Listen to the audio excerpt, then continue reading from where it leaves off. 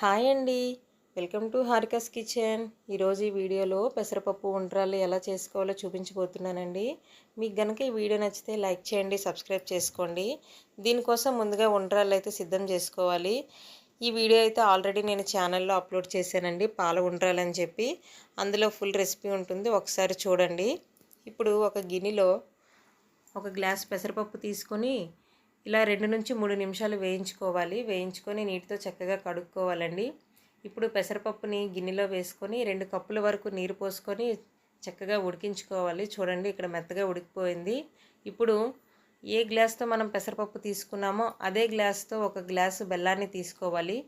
తీపి ఎక్కువ తినేవాళ్ళు కాస్త ఎక్కువగానే తీసుకోవచ్చండి. ఇప్పుడు కాస్త వాటర్ వేసుకొని 1/2 టీ స్పూన్ యాలకుల పొడి, 2 స్పూన్ల ఆవు నెయ్యి వేసుకొని కలుపుకోవాలి.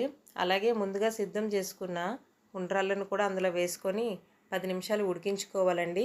ఇప్పుడు 1/2 కప్పు పచ్చి కొబ్బరి తురుమును కూడా వేసుకొని మరో 5 నిమిషాలు ఉడికించుకోవాలి లో ఫ్లేమ్లో పెట్టుకొని.